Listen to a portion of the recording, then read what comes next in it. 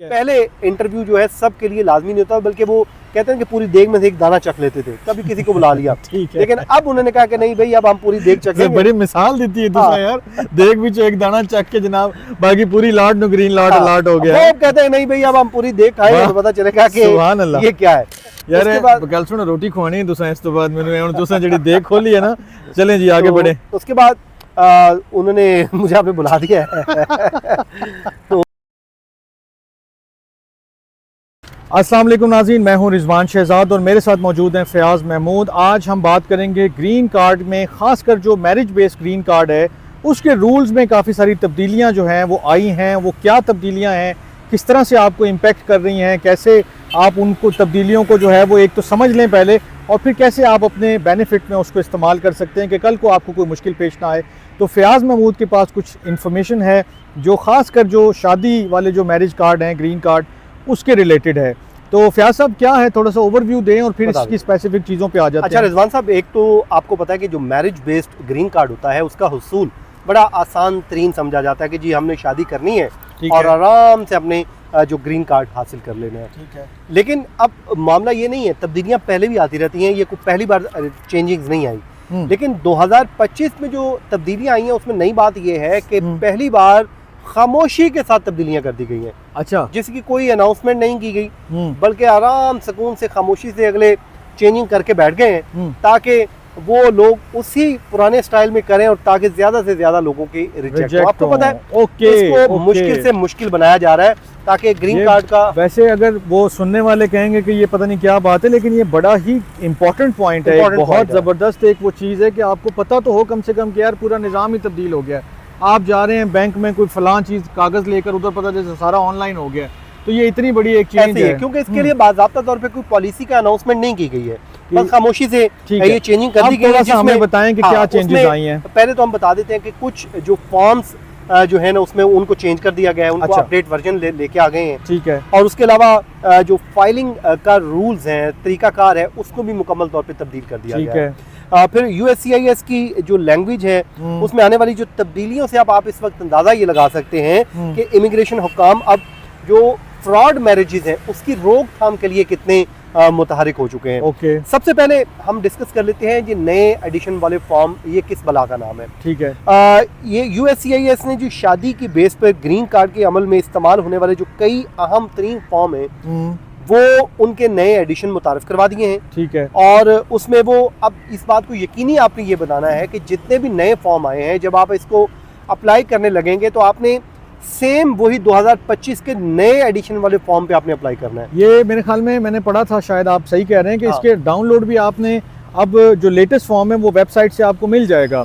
लेकिन ये है कि वो आप चूंकि इतने बड़े पैमाने पर कोई अनाउंसमेंट नहीं हुई तो लोगों को आइडिया नहीं है। उसमें ये नहीं है कि आपने एक फॉर्म नया लगा दिया, एक पुराना लगा दिया, फिर आपकी दरखास्त रिजेक्ट हो जानी है। ठीक है।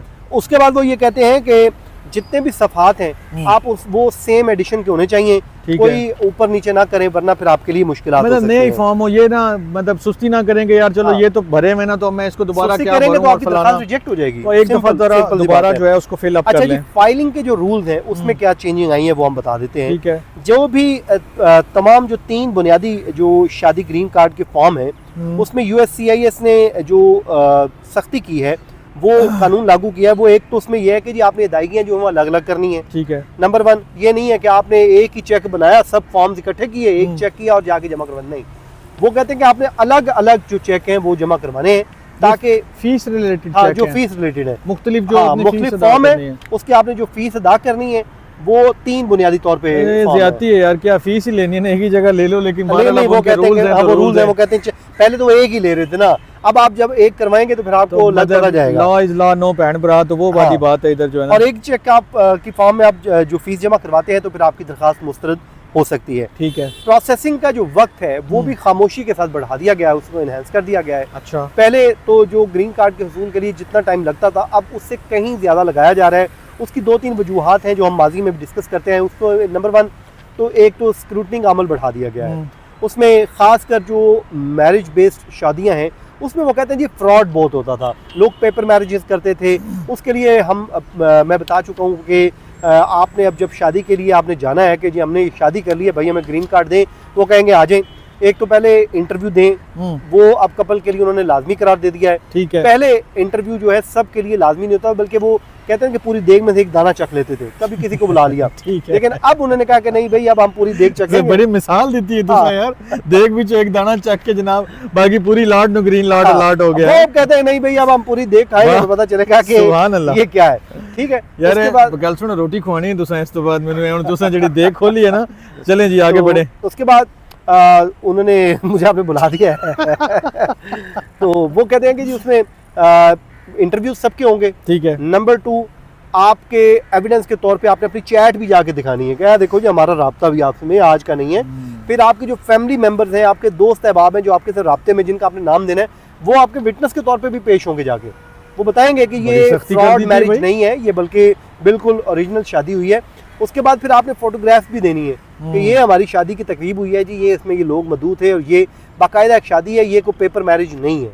तो यार ये तो जो मस्जिद में या कोर्ट में निकाह करने वाले हैं उनके तो बिल्कुल ही नहीं वाह बनेगी, उनका तो सिलसिला ही अलहदा हो जाएगा, फिर वो कहाँ से लाएंगे तस्वीरें और शादियाँ। अब ऐसे ही है, बहरहाल मुश्किल है, लेकिन वो ज़ाहिर कोई ना कोई हल होगा। उसके लिए फिर फॉर्म I-130 जो है और फॉर्म I-485, उसमें जो उसका इंतजार का जो ड्यूरेशन है वो भी बढ़ा दिया गया और बल्कि कई महीनों तक बढ़ा दिया गया है।